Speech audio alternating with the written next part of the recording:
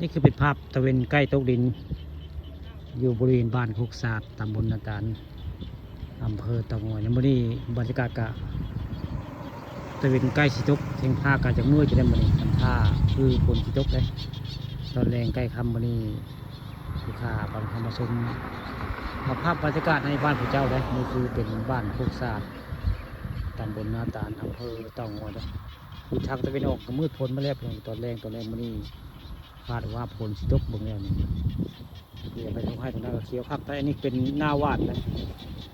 หน้าว่านอาจารย์เมธีบางคำข่าและหน้าว่านครับได้ปีนี้หน้าอาจารย์เมธีเพิ่นเฮ็ดตัวปีนะเกียรติทรายกับห้องตระเตะได้บริเวณตรงให้ตรงนาบ้านโคกศาสตร์ตำบลนาตาลมานี่ตอนแรกมีผ้าปานคำผสมเอาภาพตะเวนใกล้ตกแล้วก็เท่งผ้ามืดทำท่าคือโพสิตกเลยมานี่ตอนแรงบ้านโคกศาสตร์ตำบลนาตาลอำเภอเตางอยเลยบรรยากาศกับมืดแต่แทงแจ้งเนี่ยทำท่าคือฝนตกได้เบิ่งแล้วตอนแรงเส้นทางบ้านโคกศาสตร์คำขาเรียกว่าเตางอยพาเด่นละมึงบรรยากาศก็คำมาตัวเองกับกายสิตกกายสิตกแล้วเห็ดทรายกับห้องดีได้เห็ดทรายตอนแรกก็จะข้ามไปน้องเห็ดทรายกับห้องแต่เนื่องจากเมื่อวานนี้ฝนตกแรงนะ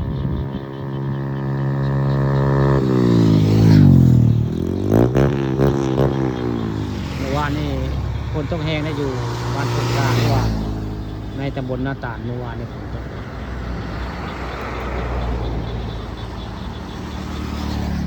เดี๋ยวไปทางทุ่งให้ทุ่งนาก็รู้สึกว่าเคียวซุ่มได้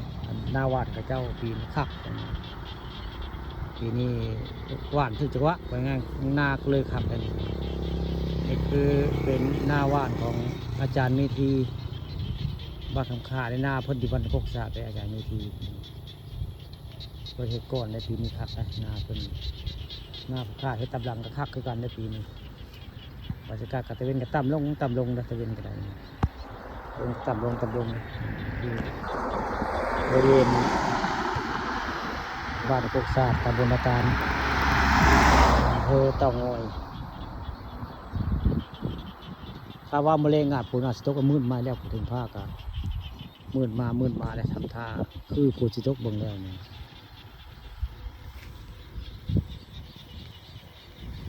ทรายกับห้องนี้ได้ทรายบริเวณนาอาจารย์เมธีบรรยากาศก็มืดมาเลยคือตรงทางกันอำเภอเตางอยมืดฝนมาอีกแล้วคาดว่าฝนสิตกที่น้องนี้อีกสักหน่อยนี่ฝนก็คือสิตกตรงนี้มืดมาแล้ว